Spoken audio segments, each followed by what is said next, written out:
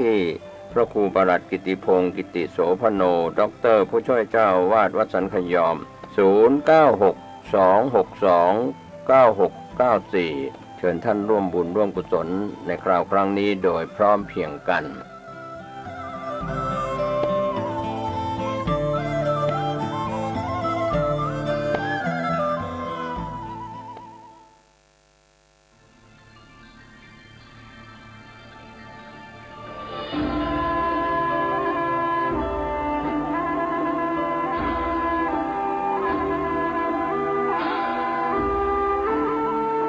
ครูบาขลังกองลวงดังบาติกสดสีประเพณีดีงามวัดสะปุ่งน้อยตำบลม่วงน้อยอำเภอป่าซางจังหวัดลำพูนขอเชิญผู้ใจบุญทุกท่านร่วมทำบุญสุนตานงานใหญ่2 วาระหว่างวันศุกร์ที่26และวันเสาร์ที่27พฤษภาคม2566โดยมีกำหนดการดังต่อไปนี้วันศุกร์ที่26พฤษภาคมเวลา1 ทุ่มเป็นต้นไปประกอบพิธีพุทธาภิเษกเสกซ้อมย้อมยศสมเด็จองค์ปฐมต่างมหาจักรพรรดิทรงล้านนาพระประธานศาลาหอฉันอุดมสมสุขวัดสะปุ่งน้อยเวลา2 ทุ่มแสดงพระธรรมเทศนาอบรมสมโภช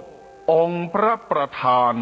ศาลาหอฉันอุดมสมสุขสมเด็จองค์ปฐมปางมหาจักรพรรดิล้านนาวันเสาร์ที่27พฤษภาคม2566เวลาตี 5ประกอบพิธีเบิกพระเนตรหรือไข่ตาพระเจ้าพระประธานศาลาหอฉันอุดมสมสุขครูบาท่านได้คำศาสนาเวลา9:39 นาทีพระสงฆ์พิธี30 รูปประกอบพิธีเจริญพระพุทธมนต์ในงานประเพณีส่งน้ำอธิธาตุและหูปเหมือนหลวงปู่ครูบาอ้ายอินทปัญโยอดีตเจ้าอาวาสวัดสะปุ่งน้อยเป็นสิ่งที่เรายึดถือบูชาภายในงานนี้มีมโหรสพสมโภชตลอดทั้งงานเช่นแห่ปืนเมืองประยุกต์คณะเพชรรุ่งนาตราชการประกวดฮ้องเพลงไทยลูกทุ่งแข่งขันประชันกองหลวงล้านนารำวงย้อนยุคและในงานนี้เชิญทุกท่านพบกับดารานักแสดงชื่อดังที่จะมาร่วมเป็นเกียรติภายในงานเช่นก๊อฟกันภักดีวิจิตรบูมภาคภูมิเก้าธานชนและดารานักแสดงทีมงานละครเรื่องเลือดเจ้าพระยาทางช่อง3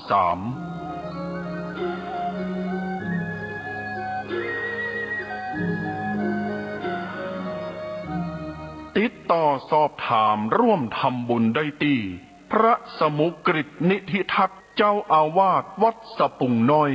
เบอร์โทรศัพท์063-756-1681กินตาลหยาดน้ำนาบุญหลวงหลายจักสุขสบายจาดนี้ปลายหน้า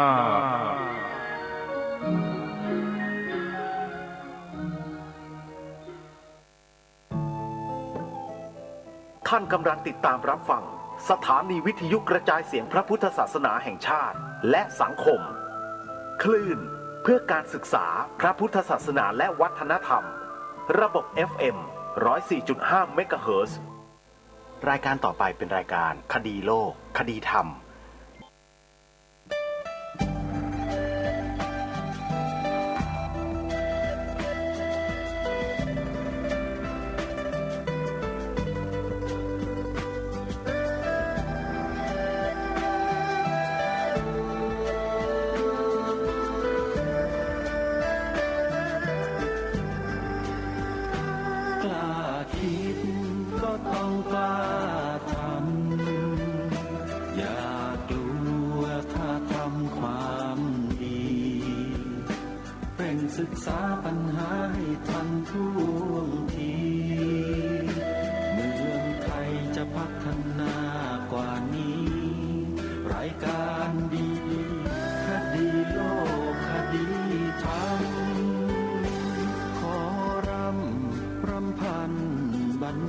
ายความคิดเครื่องหมายแห่งสีทั้งสามงามถนัด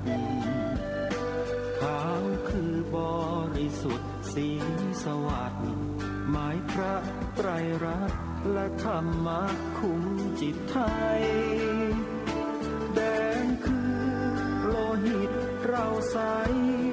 ซึ่งยอมสละได้เพื่อรักษาชาติศาสนาน้ำเงินคือสีโสภาอันจอมประชาพระโปรดเป็นของส่วนองค์จับริ้วเข้าเป็นไตรรงค์จึงเป็นสีธงที่รักแห่งเราชาวไทยทหารอวตารนำไปยงยุทธวิชัยวิชิตก็ชูเกียรติสยามประเทศไทยที่เจริญมั่นคงมาได้จนถึงทุกวันนี้มิได้เกิดขึ้นจากความหวาดกลัวยังคลาดเขลาแต่บรรพบุรุษไทยของเราทุกยุคทุกสมัยล้วนแต่มีความกล้าหาญและชาญฉลาดปกป้องเอกราชสร้างชาติให้เกิดความมั่นคงโดยมีธงแห่งพระไตรรัตน์เป็นเครื่องนำชัยจึงเป็นที่มาที่ไปของรายการคดีโลกคดีธรรมกล้าคิดก็ต้องกล้าทำอย่ากลัวถ้าทำความดีเร่งศึกษาปัญหาให้ทันท่วงทีเมืองไทยจะพัฒนากว่านี้รายการดีคดีโลกคดีธรรมรายการดี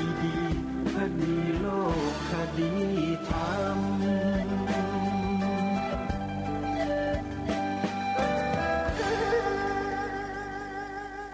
ศาสนา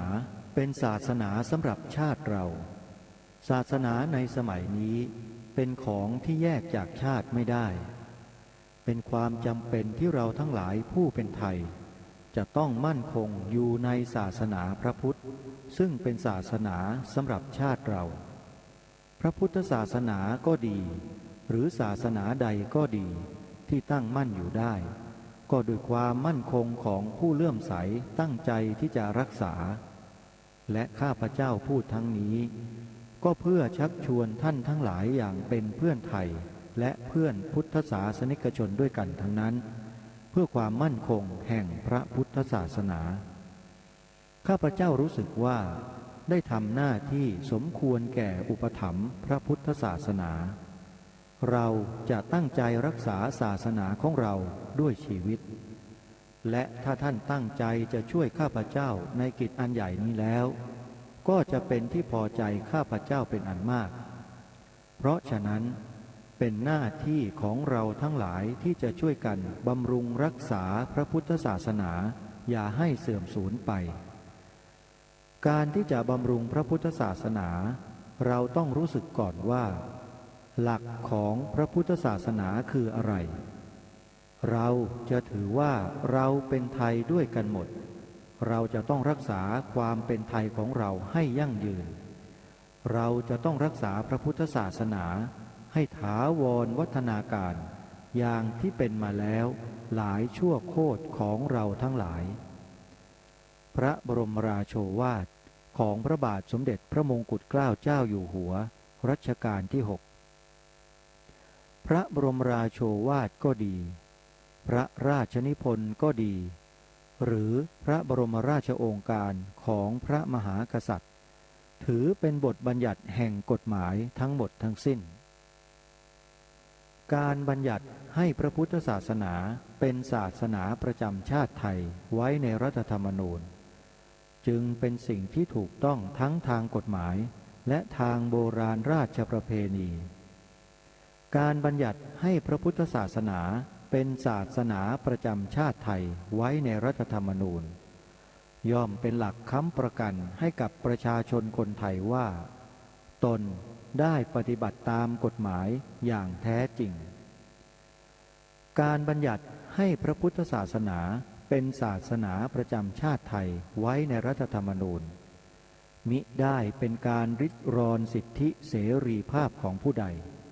แต่เป็นการยืนยันความจริงตามกฎหมายและประวัติศาสตร์ชาติไทยการบัญญัติให้พระพุทธศาสนาเป็นศาสนาประจำชาติไทยไว้ในรัฐธรรมนูญจะทำให้พระพุทธศาสนา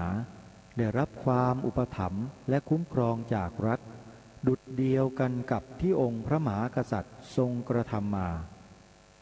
การบัญญัติให้พระพุทธศาสนาเป็นศาสนาประจำชาติไทยไว้ในรัฐธรรมนูญจะป้องกันพระพุทธศาสนาไม่ให้ถูกลัทธินิกายนอกศาสนากระทำการใดๆได้ด้วยอุบายต่างๆนานาการบัญญัติให้พระพุทธศาสนาเป็นศาสนาประจำชาติไทยไว้ในรัฐธรรมนูญจะทำให้สังคมไทยมีแต่ความสุขร่มเย็นเป็นธรรมทั้งต่อคนศาสนาอื่นและคนสัญชาติอื่นได้อย่างแท้จริงแต่ถ้าไม่บัญญัติให้พระพุทธศาสนาเป็นศาสนาประจำชาติไทยไว้ในรัฐธรรมนูญในอนาคตประเทศไทยจะต้องตกอยู่ในสถานะเดียวกันกับพื้นที่3 จังหวัดชายแดนภาคใต้อย่างแน่นอน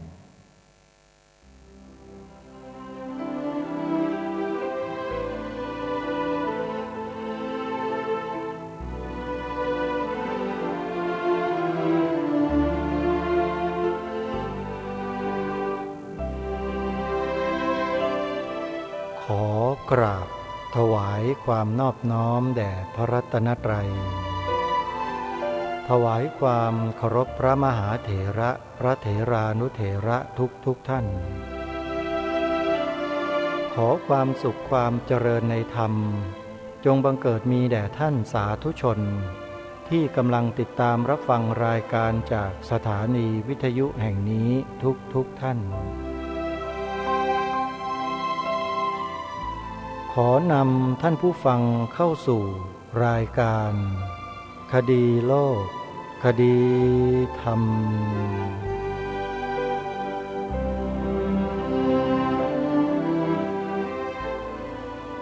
พบกันวันนี้วันขึ้น3 ค่ำเดือน6วันนี้ตรงกับวันเสาร์ที่22 เมษายนพระพุทธศักราช2566รายการคดีโลกคดีธรรม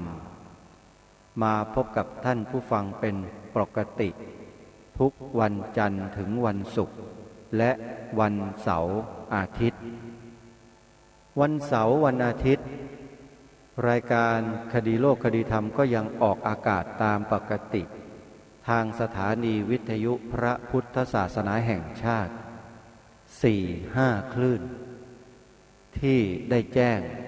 ในการรับสัญญาณถ่ายทอด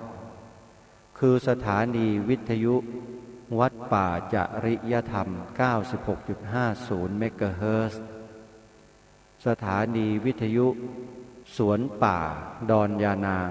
ตำบลดอนสมบูรณ์อำเภอยางตลาดจังหวัดกาฬสินธุ์ 94.25 เมกะเฮิรตซ์สถานีวิทยุพระพุทธศาสนาแห่งชาติ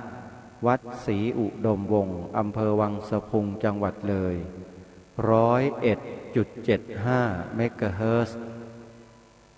และสถานีวิทยุพระพุทธศาสนาแห่งชาติวัดฝายหิน 104.50 เมกะเฮิรตซ์ร่วมกันออกอากาศ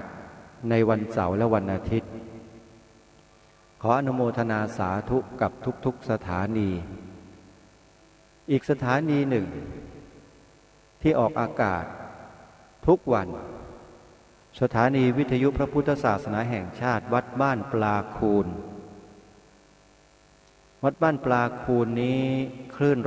104.50 เมกะเฮิรตซ์โดยท่านอาจารย์พระครูเจ้าวาดดำเนินการด้วยตนเองมีอุดมการณ์มีความมุ่งมั่นในงานด้านการเผยแผ่พระพุทธศาสนาเป็นผู้อบรมพร่ำสอน พุทธศาสนิกชนให้อยู่ในหลักธรรมคำสอนที่เป็นเหตุเป็นผลทางพระพุทธศาสนาได้เป็นอย่างดีรูปหนึ่งและยังมีอีกวัดหนึ่งที่สุพรรณบุรีวัดสามชุกตำบลสามชุกอำเภอสามชุกจังหวัดสุพรรณบุรีพระครูสุวรรณวิจิตรถ่ายทอดรายการคดีโลกคดีธรรมไม่เคยขาดตามปกติ9 โมงเช้า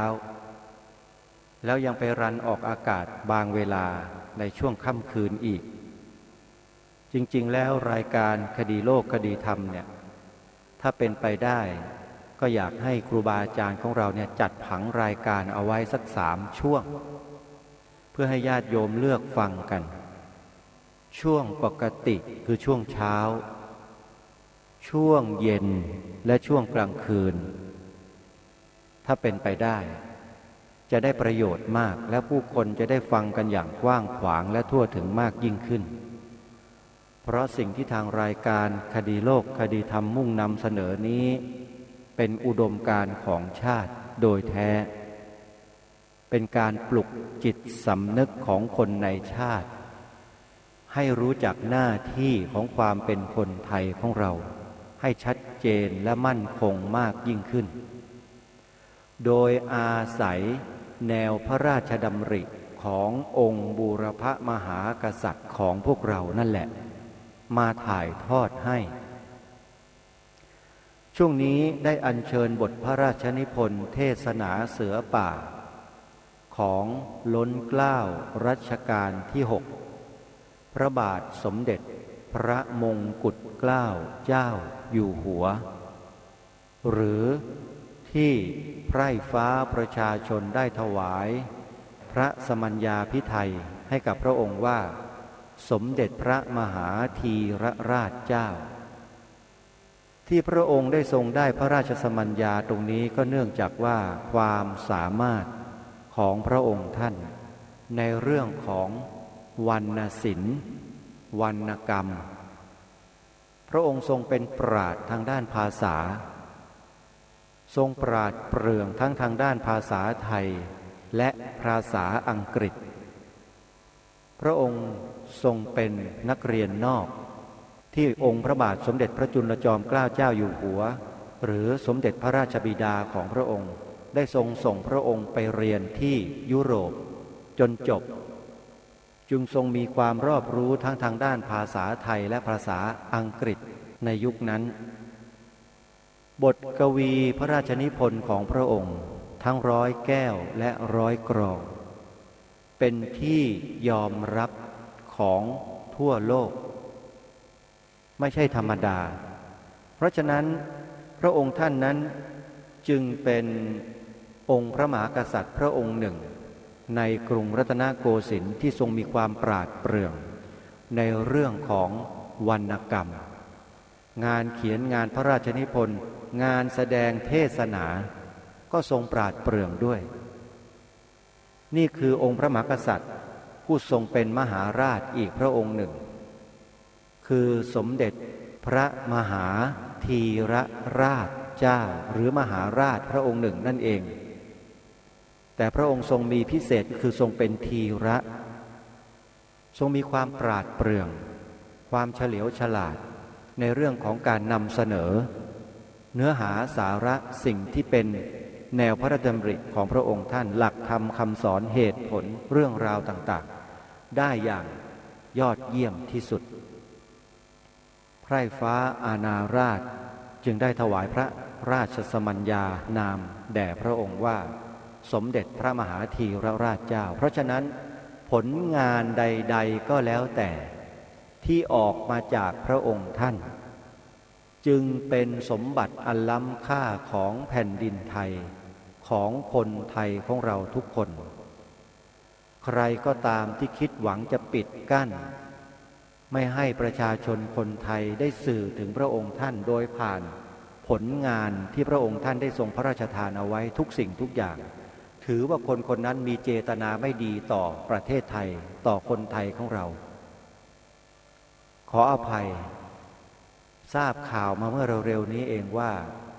มีความพยายามที่จะเก็บหนังสือพระราชนิพนธ์เทศนาเสือป่า กลับไปสู่โรงพิมพ์ทั้งหมดทุกทั่วหัวระแหงของประเทศไทยจากร้านหนังสือต่างๆผู้ดำเนินรายการเมื่อสัปดาห์ที่แล้วได้เดินไปซื้อหนังสือที่ร้านหนังสือชื่อดังแห่งหนึ่งในย่านแถวท่าพระจันทร์ไปถามหาหนังสือเทศนาเสือป่ากับทางร้านเขาบอกว่าเพิ่งจะเก็บไปเมื่อเร็วๆนี้เองทางโรงพิมพ์เขาขอเก็บท่านผู้ฟังผู้มีสติปัญญาผู้รู้ทั้งหลายท่านพอจะมองอะไรออกบ้างหรือยังว่าสังคมไทยของเรากำลังเกิดอะไรขึ้นการเรียกเก็บหนังสือบทพระราชนิพนธ์เทศนาเสือป่านั้นไม่ใช่เรื่องปกติใช่ไหมมันไม่ใช่เรื่องปกติท่านสาธุชนจำได้ไหมว่าหลังจากที่ทางรายการคดีโลกคดีธรรมได้นำเสนอบทพระราชนิพนธ์เทศนาเสือป่าออกไปตลอดทั้งเดือนเนี่ยเหตุการณ์นี้ก็เกิดตามมาสดๆร้อนๆเมื่อไม่กี่วันมานี้เองคือมีการไล่เก็บหนังสือบทพระราชนิพนธ์เทศนาเสือป่าออกจากร้านค้าขายหนังสือทุกร้านทั่วประเทศตอนนี้ไปถามหาหนังสือเล่มนี้ไม่มีแล้วถามว่ามันเกิดอะไรขึ้นนี่แหละคือรายการคดีโลกคดีธรรมได้อัญเชิญมาอ่านออกอากาศเคยบอกกับท่านผู้ฟังไปครั้งหนึ่งว่าการที่ทางรายการได้อัญเชิญบทพระราชนิพนธ์เทศนาเสือป่ามาอ่านออกอากาศบ่อยๆเนี่ยจะทำให้คนบางกลุ่มบางพวกเนี่ยดิ้นชักดิ้นงอทนอยู่ไม่ได้จะเป็นจะตายทำไมจึงเป็นเช่นนั้นท่านทราบไหมฮะเพราะคนพวกนี้กลัวบทพระราชนิพนธ์เทศนาเสือป่าที่องค์พระบาทสมเด็จพระเจ้าอยู่หัวรัชกาลที่ 6ได้พระราชทานไว้ให้แก่พวกเราคนไทยเขากลัวว่าคนไทยเราจะอ่านหนังสือเล่มนี้แล้วมีความรักมีความสามัคคีตามแนวพระราชดำริของในหลวงเขาจึงไม่ต้องการให้คนไทยรู้รักสามัคคีจึงพยายามที่จะกวาดเก็บหนังสือเหล่านี้ออกไปตามร้านหนังสือให้หมดเพื่อไม่ให้คนไทยซื้อไปอ่านทีนี้ก็เสร็จเรารู้แล้วว่าคนที่ต้องการทำลายประเทศชาติบ้านเมืองของเรานี้คือพวกไหนแล้วคนพวกนี้เขามีเจตนาอะไรการเรียกเก็บหนังสือบทพระราชนิพนธ์เทศนาเสือป่ากลับนี้มันบ่งบอกให้เราเห็นพฤติกรรมอะไรของคนที่สั่งการตรงนี้เห็นชัดนะบอกแล้วว่ารายการคดีโลกคดีธรรมไม่ได้คิดอะไรตื้นๆไม่ได้มองอะไรเผินๆมองละเอียดมองลึกมองยาวในจิตใจของคุณน่ะที่คุณกระทำเช่นนี้ที่คุณสั่งมาเนี่ยนะเรามองคุณออกหมดนั่นแหละเพราะเราได้ทำการศึกษาจิตใจของคุณมาหมดแล้วผ่านกระบวนการศึกษาเรียนรู้ทางด้านพระปริยัติธรรมโดยเฉพาะในแผนกปรมัตถธรรมจิตเจตสิกรูปนิพพานหรือที่เรารู้จักในนามว่าพระอภิธรรมท่านสาธุชนไม่ต้องห่วงไม่ต้องกังวลว่ารายการนี้จะพูดอะไรผิดก่อนจะพูดทำการศึกษาวิเคราะห์สิ่งเหล่านี้อย่างละเอียดลึกซึ้งมาหมดแล้วมองสภาพสังคมไทยโดยรวมมาหมดแล้วถูกครอบงำด้วยสิ่งใดถูกจูงไปด้วยสิ่งใดถูกชักจูงขออภัยถูกครอบงำไปด้วยสิ่งใดแล้วสิ่งที่ดีงามของบรรพบุรุษไทยของพระราชบรรพบุรุษไทยที่เป็นองค์บูรพมหากษัตริย์ไทยของเราไปอยู่ที่ไหนหมดแล้วทำไมจึงไม่ได้ถูกหยิบหรือว่าอัญเชิญขึ้นมาบูรณาการให้กับคนไทยในประเทศนี้ทำไมจึงถูกเก็บเงียบไปหมดเช่นบทพระราชนิพนธ์เทศนาเสือป่าอันทรงคุณค่าแก่สังคมไทยของเราอย่างยิ่งเล่มนี้ทำไมจึงเรียกเก็บแน่นอนมันต้องมีอะไรแน่ๆที่อยู่ในกอไผ่ท่านสาธุชนไอ้คนพวกนี้มันกลัวมาก กลัวจริงๆกลัวจะมีคนได้อัญเชิญบทพระราชนิพนธ์เทศนาเสือป่าเล่มนี้มาเผยแพร่มันกลัวอะไรรู้ไหมก็กลัวคนไทยรู้รักสามัคคีกันกลัวคนไทยจะเป็นปึกแผ่นมั่นคงมันกลัวตรงนี้และตัวพวกนี้แหละมันพยายามที่จะสร้างความแตกแยกให้กับคนไทยคอยพยายามจะส่งคนเข้ามาปลอมแปลงแล้วก็ปั่นหัวคนไทยของเราเนี่ยให้หัวปั่นแล้วก็ทะเลาะเบาะแว้งกัดกันอย่างไม่รู้จักจบจักสิ้นนี่คือสิ่งที่เป็นปรากฏการณ์ในสังคมไทยของเราที่หลายคนหลายฝ่ายมองไม่ออกแต่รายการคดีโลกคดีธรรมมองออกและเชื่อว่าครูบาอาจารย์นักปราชญ์บัณฑิตทั้งหลายผู้รู้ทั้งหลายก็มองออกแต่ท่านจะพูดไปอีกแนวหนึ่ง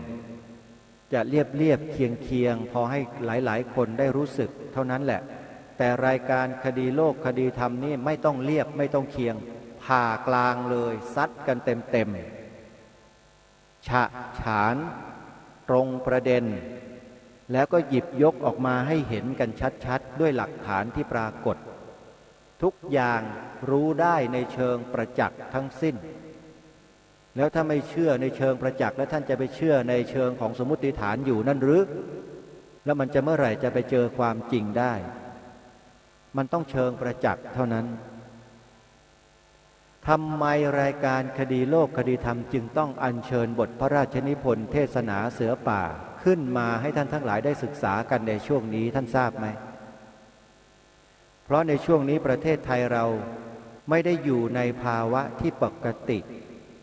อยู่ในภาวะที่วิกฤตโดยเฉพาะวิกฤตในเรื่องของความคิดความอ่านของคนวิกฤตมากถ้าเป็นภาษาทางธรรมเขาเรียกว่าทิฏฐิวิบัติทำไมทิฏฐิจึงวิบัติทั้งคนไทยและคนที่กระทำต่อคนไทยสร้างความวิบัตินี้ให้เกิดขึ้นเป็นสองแรงบวกหนึ่งคนไทยไม่ศึกษาหลักธรรมคำสอนขององค์สมเด็จพระบรมศาสดาสัมมาสัมพุทธเจ้าที่บรรพบุรุษได้ฝากไว้นั้นให้ละเอียดเข้าใจถ่องแท้แล้วก็ไม่นำไปสู่การประพฤติปฏิบัติเจริญจิตตภาวนาให้เข้าใจอย่างละเอียดลึกซึ้งจนกลายเป็นศรัทธาสัมมาทิฏฐิเขาไม่ได้ทำอย่างนี้คนไทยนี่คือหนึ่งแรงบวกคือไม่รู้เรื่องเลยว่าหลักธรรมคำสอนขององค์สมเด็จพระบรมศาสดาสัมมาสัมพุทธเจ้าที่บรรพบุรุษไทยของเราได้รักษาสืบสานมาจนถึงทุกวันนี้เราไม่เห็นค่าและไม่ศึกษาเรียนรู้กันอันนี้คือแรงบวกที่หนึ่งแรงบวกที่สองที่ทำให้เกิดความวุ่นวายสับสนกับประเทศก็คือบุคคลที่ปลอมแปลงเข้ามาจำบทพระราชนิพนธ์เทศนาเสือป่าตอนหนึ่งได้ไหมที่พระองค์ตรัสว่าเหตุฉะนี้เป็นหน้าที่ของเราที่จะต้องตั้งใจที่จะรักษาความมั่นคงของพระพุทธศาสนาในประเทศไทยอย่าให้มีอันตรายมาถึงได้ผู้ที่คนอื่นเขาส่งเข้ามาปลอมแปลงเพื่อทำลายพระพุทธศาสนาเราทั้งหลายต้องคอยระวังรู้เท่าไว้จึงจะควรสิ่งที่พระองค์ท่านได้ทรงตรัสไว้ตามที่ได้อัญเชิญมานี้หลายคนมองไม่ออกว่าในสังคมไทยเราจะมีอยู่หรือสิ่งเหล่านี้มีหนักกว่ารัชสมัยของพระองค์ท่านเสียอีกญาติโยมสาธุชนเชื่อเถอะผู้ที่คนอื่นเขาส่งเข้ามาปลอมแปลงเพื่อทำลายพระพุทธศาสนาเราทั้งหลายต้องคอยระวังรู้เท่าไว้จึงจะควรเนี่ยถามว่าพวกเรารู้กันไหมเราก็อยู่กันมาปกติทำมาหากินเลี้ยงชีพส่งลูกหลานบุตรหลานเข้าโรงเรียนแล้วเราก็ไปทำมาหากินหาเงินส่งเขาเป็นค่าศึกษาเล่าเรียนค่าหนังสือหนังหาชุดตำรับตำราค่ากินค่าโน่นค่านี่ค่าน้ำค่าไฟใต้โต๊ะบนโต๊ะถามว่าเราเคยรู้ไหมว่าลูกเราเนี่ยได้รับอะไรมาจากโรงเรียนบ้างเราไม่ทราบ รู้อย่างเดียวว่าโรงเรียนให้อะไรเราก็รับหมดเราไม่เคยมาพิจารณามาศึกษาตรวจสอบลูกๆหลานๆเยาวชนของเราที่กลับมาจากโรงเรียนในแต่ละวันเลยว่าเขาเรียนอะไรเคยทดสอบแนวความคิดของลูกๆหลานๆของเราบ้างไหมว่าเขามีแนวความคิดออกไปในทิศทางใดก็เพราะว่าพวกเราคนไทยเนี่ยอย่างที่บอกข้อแรกว่า1แรงบวกคือไม่รู้เรื่องอะไรเลยไม่มีความรู้อย่างละเอียดลึกซึ้งเท่าไหร่ในหลักการของความเป็นชาติความเป็นประเทศของเราเนี่ยมันคืออะไรเราหย่อนสมรรถภาพในเรื่องนี้กันมากเลยทำให้กระบวนการตรวจสอบกระบวนการวิเคราะห์สังเคราะห์แนวคิดของลูกหลานเยาวชนของเราที่ผ่านการศึกษาเล่าเรียนในระดับต่างๆมันจึงไม่มีเมื่อไม่มีพ่อแม่ก็ปล่อยเลยตามเลยปล่อยเลยตามเลยมันจะคิดมันจะพูดมันจะทำอะไรก็แล้วแต่ที่จะทำลายวัฒนธรรมประเพณีของชาติของบ้านของเมืองของบรรพบุรุษปล่อย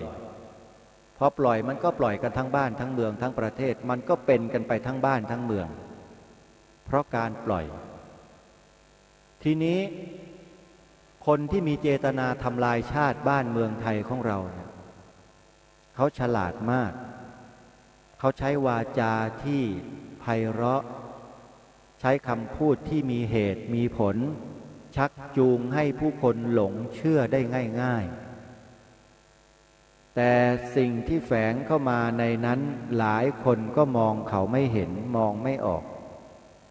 มีหลายเรื่องที่เป็นตัวชี้วัดว่าคนเหล่านั้นไม่ได้หวังดีต่อประเทศชาติบ้านเมืองไทยของเราจริงๆก็ตามที่รายการได้เคยหยิบยกมาเสนอท่านทั้งหลายนั่นแหละทำไมจึงไม่บูรณาการเอาหนังสือบทพระราชนิพนธ์เทศนาเสือป่าเข้าไปปลูกฝังเด็กและเยาวชนคนไทยของเราตั้งแต่เล็กๆให้เขาได้ฟัง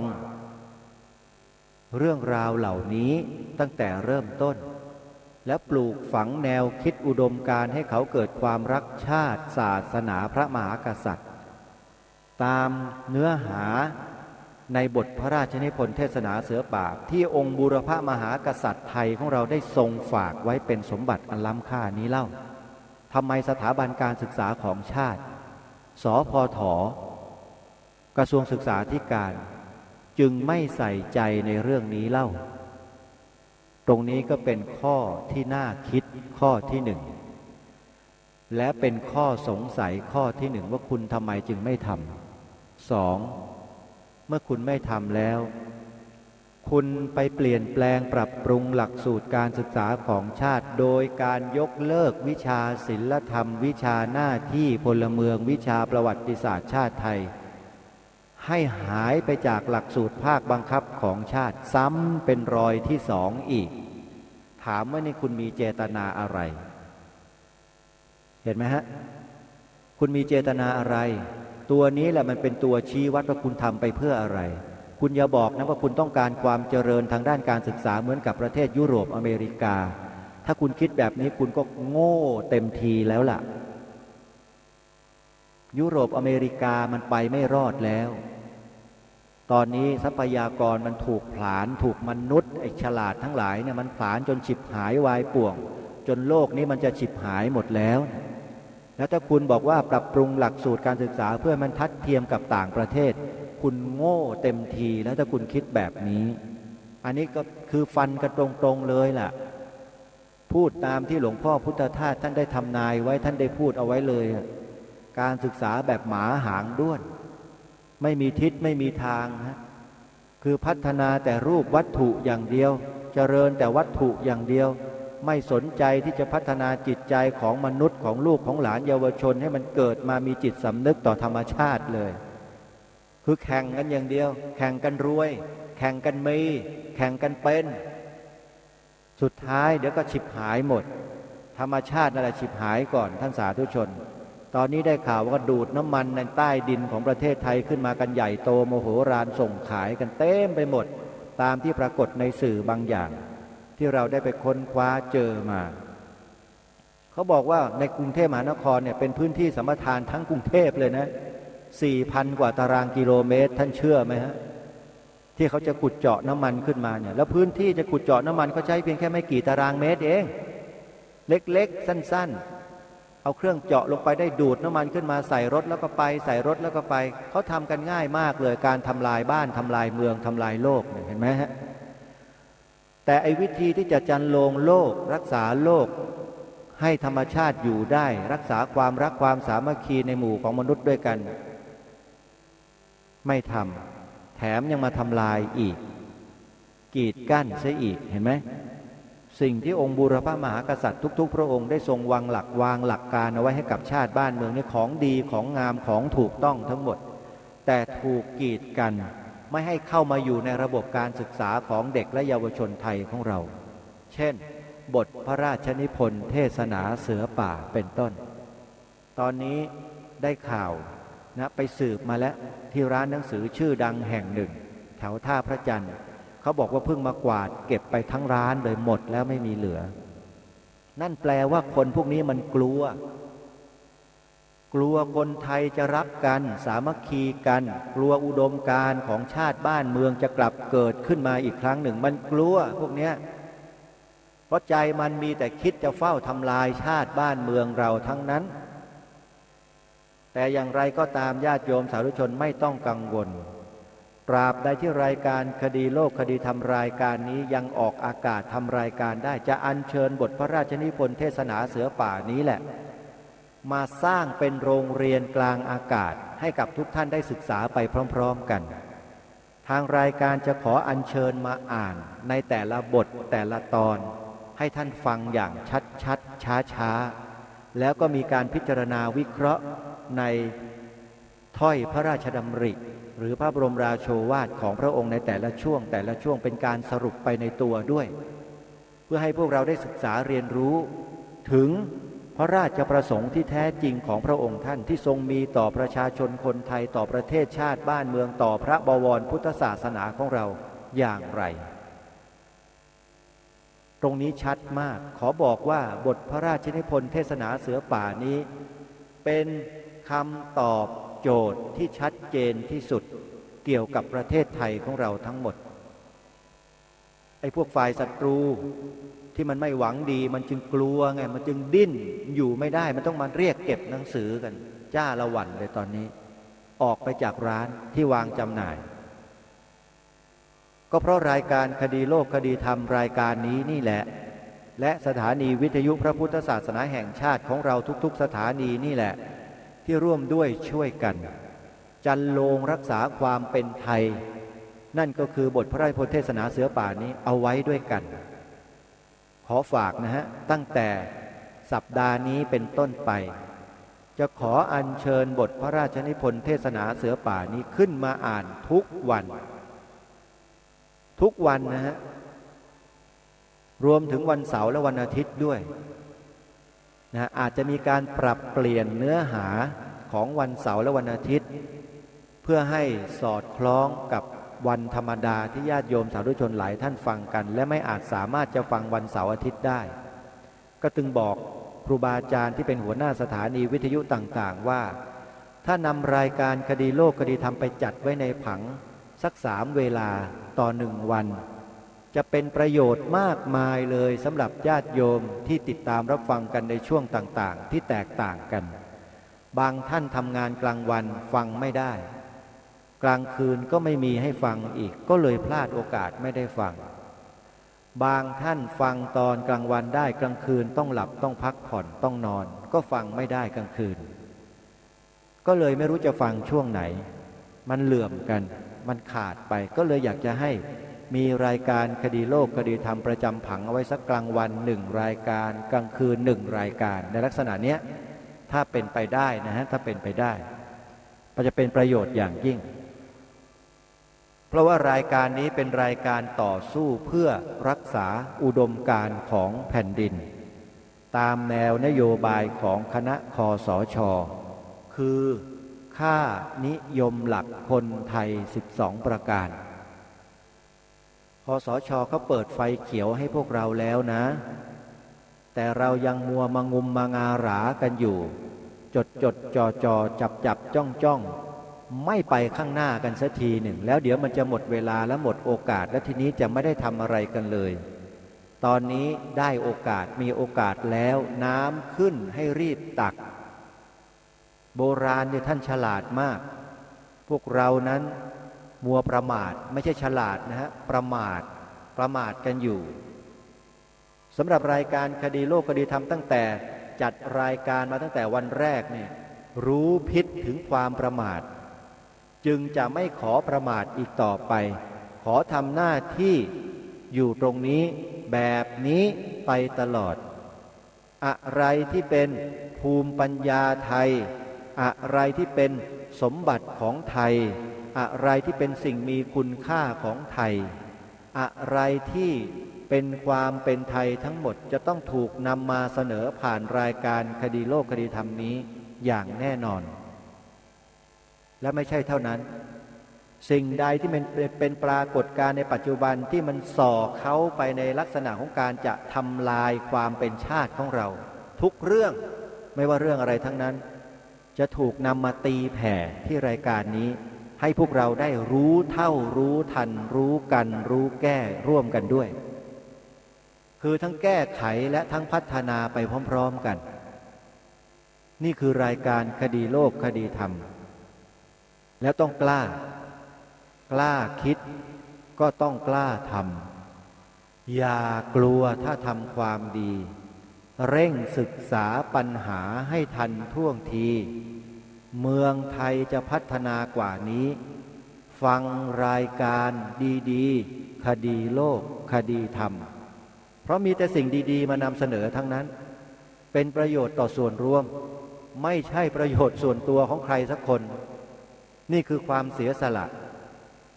จึงได้ก่อตั้งสภาพุทธบริษัทภาคประชาสังคมจิตอาสาขึ้นมาไงเพื่อให้ทุกคนรู้จักเข้ามารวมตัวกันเสียสละจะไม่มีคำถามว่ากูมาสมัครแล้วกูจะได้อะไรคนเสียสละจะไม่มีคำถามนี้มีแต่คำถามว่าเมื่อฉันมาสมัครแล้วฉันจะช่วยอะไรได้บ้างนี่คือคนเสียสละโดยแท้แต่ถ้าใครมาแล้วมาถามว่าอะไรต้องเสียเงิน100 บาทด้วยเอาไปทำอะไรถ้าถามอย่างนี้นี่ครับเขาเรียกว่าไม่ได้เต็มใจที่จะมาร่วมกิจกรรมหรือร่วมงานความร่วมมือที่จะเสียสละให้กับชาติศาสนาพระมหากษัตริย์ด้วยกันทำไม่ได้ร่วมไปก็จะมีแต่ปัญหาคนพวกนี้แค่นี้ก็ถามนู่นถามนี่ซักไซ้ไร่เรียงเรื่องมากประเทศไทยนี่มันไม่ได้อยู่รอดปลอดภัยเพราะไอ้คนเรื่องมากหรอกมันปลอดภัยเพราะคนที่ทำหน้าที่ทำอย่างเดียวอะไรที่เป็นประโยชน์ส่วนรวมแล้วมุ่งทำแต่ประโยชน์ส่วนรวมเท่านั้นเพื่อให้ส่วนตัวของทุกคนอยู่ได้นี่คือจุดมุ่งหมายมุ่งหวังของการรวมตัวกันในนามสภาพุทธบริษัทภาคประชาสังคมจิตอาสาแต่ถ้าบอกถึงขนาดนี้แล้วทุกคนก็ยังนิ่งเฉยแบบขอไปทีเนี่ยก็ช่วยอะไรกันไม่ได้อะเพราะนี่คือประโยชน์ของทุกคนทุกท่านถ้าไม่ทำก็ไม่ทำก็ไม่ว่าไม่ได้บังคับนะฮะแล้วก็ที่นำเสนอมานี่ก็คือเป็นเหตุเป็นผลทั้งหมดของการเชื้อเชิญให้ทุกท่านมีส่วนร่วมงานนี้ทำอย่าหยุดถ้าหยุดทำจะได้ผลน้อยมากแต่ถ้าทำไม่หยุดจะได้ผลมากนะถึงแม้ว่ามันจะมีความยุ่งยากมีความเหน็ดเหนื่อยสักนิดหนึ่งเพราะมันต้องมีการจัดทำฐานข้อมูลผู้สมัครขึ้นทะเบียนประกาศตนเป็นพุทธมามกะโดยละเอียดชื่อที่อยู่นามสกุลบ้านเลขที่เบอร์โทรศัพท์นะอุปกรณ์เครื่องมือสื่อสารที่สามารถติดต่อได้อีเมลไลน์เฟซบุ๊กอะไรต่างๆก็แล้วแต่มันต้องลงรายละเอียดและต้องพิมพ์เข้าสู่คอมพิวเตอร์แล้วก็ต้องมีการจัดวางให้มันถูกล็อกถูกที่77จังหวัดนี่ได้ข่าวว่าก็มีจังหวัดใหม่เข้ามาอีกแล้วก็ต้องเพิ่มเข้าไปอีกนะแต่ไม่เป็นไรเราก็ยังถือ77จังหวัดของเราอยู่นะยิ่งเพิ่มมากประเทศไทยเราก็ยิ่งแย่ไม่ได้เจริญหรอกท่านเชื่อเถอะนะเพราะทางนี้รู้อยู่ว่าเพิ่มไปเพื่ออะไรนะเพิ่มไปแต่ไม่ได้นำเอาสิ่งที่ดีที่องค์บูรพมหากษัตริย์ไปบูรณาการด้วยมันก็ไม่มีประโยชน์ ให้เพิ่มเป็น1,000 จังหวัดในประเทศไทยก็ไม่มีประโยชน์เพราะไม่ได้นำเอาสิ่งที่เป็นสมบัติชาตินี่ไปบูรณาการไปอบรมไปบูรณาการกับผู้คนในจังหวัดนั้นๆไปนำเอาสิ่งที่แปลกปลอมเข้ามาในประเทศมาจากไหนก็ไม่รู้ไปบูรณาการมันก็ไม่ได้เรื่องเท่านั้นแหละก็ถึงบอกว่าจะเพิ่มกี่จังหวัดมันก็ไม่มีความหมายถ้าไม่นำเอาสิ่งที่เป็นสมบัติของชาติเป็นภูมิปัญญาของชาติของแผ่นดินนี้ไปบูรณาการต่อผู้คนในสังคมจบท่านสาธุชนผู้ฟังทุกท่านนับตั้งแต่วันพรุ่งนี้เป็นต้นไปขอให้ท่านตั้งอกตั้งใจติดตามรับฟังบทพระราชนิพนธ์เทศนาเสือป่าที่องค์พระบาทสมเด็จพระเจ้าอยู่หัวรัชกาลที่ 6ได้ทรงเสียสละพระชนชีพของพระองค์ท่านทรงก่อตั้งกองเสือป่าขึ้นมาแล้วก็รับสมัครประชาชนโดยทั่วไปโดยไม่เลือกชั้นวรรณะเข้ามาเป็นเสือป่าพระองค์ท่านก็ทรงเสียสละเวลาส่วนพระองค์ไปทรงแสดงเทศนาทางพระพุทธศาสนาล้วนๆให้กับเสือป่าเสือป่าก็คือประชาชนคนไทยอย่างเรานี่แหละไม่ใช่ใครอื่นนะเพราะฉะนั้นบทพระราชนิพนธ์เทศนาเสือป่านี้ก็คือบทพระราชนิพนธ์ที่พระองค์ได้ทรงมอบให้กับประชาชนทั้งประเทศทั้งแผ่นดินไม่ใช่ให้ใครคนใดคนหนึ่งกลุ่มใดกลุ่มหนึ่งนะถ้าใครไปบอกว่าเป็นบทพระราชนิพนธ์เฉพาะพวกเสือป่าพูดแบบนี้คนนั้นเริ่มที่จะส่อแววให้เห็นแล้วว่าเป็นใครถ้าใครพูดแบบนี้นะบอกแล้วว่ารายการคดีโลกคดีธรรมเนี่ยจับเก่งจับจุดอ่อนจุดบกพร่องนิดเดียวเนี่ยรู้เลยเพราะฉะนั้นไม่ต้องห่วงท่านสาธุชนถ้ามีใครมาพูดลักษณะเช่นนี้เนี่ยขอให้บอกกระซิบบอกชื่อนามสกุลบอกตระกูลบอกจังหวัดที่อยู่ถ้ามีบัตรประชาชนด้วยส่งมาให้ก็ดีเหมือนกันนะจะได้รู้ว่าคนนี้เป็นใครต้องขออนุโมทนากับท่านพลเอกประยุทธ์จันทร์โอชาที่ได้มอบสมบัติของแผ่นดินกลับคืนมาสู่สังคมไทยค่านิยมหลักคนไทย12ประการนี่แหละคือสิ่งที่จะรักษาความเป็นไทยของเราเอาไว้ได้แต่อยู่ที่ว่าพวกเราคนไทยรู้จักนำไปใช้หรือเปล่าให้เกิดประโยชน์แก่พวกเรานี่สำคัญมากเราเอาไปใช้แบบไหนใช้ด้วยวิธีการอย่างไรถ้าไม่รู้วิธีไหนนี่ใช้วิธีรายการคดีโลกคดีธรรมเนี่ยนำสิ่งที่เป็นสมบัติของแผ่นดินประวัติศาสตร์ของชาติบ้านเมืองเรื่องของหลักธรรมคำสอนที่ง่ายๆไปถ่ายทอดไปเผยแพร่ให้กับลูกหลานเยาวชนคนไทยเพื่อนมิตรสหายผู้ร่วมงานให้เขาได้รู้นี่แหละจะรวมความเป็นหนึ่งให้เกิดขึ้นข้างหน้าได้คนไทยจะไม่มีการทะเลาะกันอีก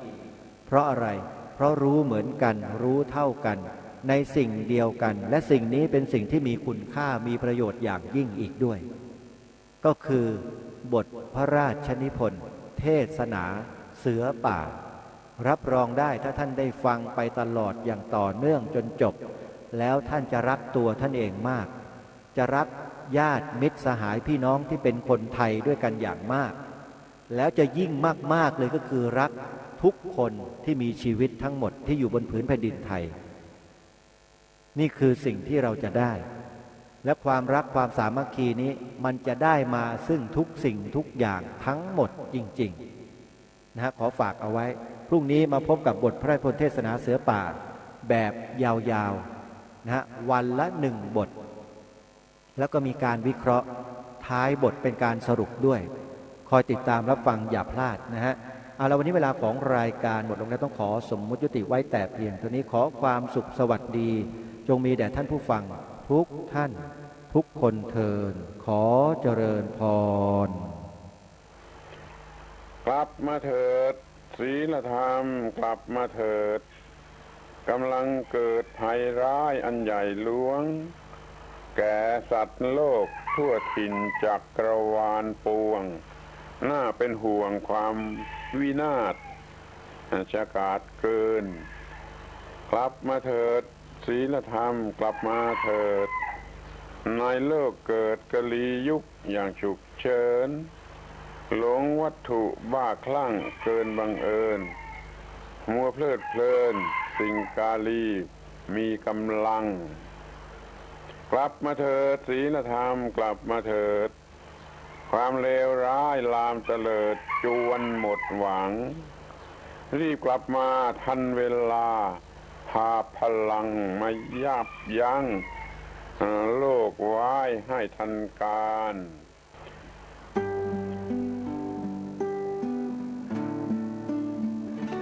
กล้าคิดก็ต้องกล้าทำอย่ากลัวถ้าทำความดี เร่งศึกษาปัญหาให้ทันท่วงที เมืองไทยจะพัฒนากว่านี้ รายการดีๆคดีโลกคดีธรรมขอรำ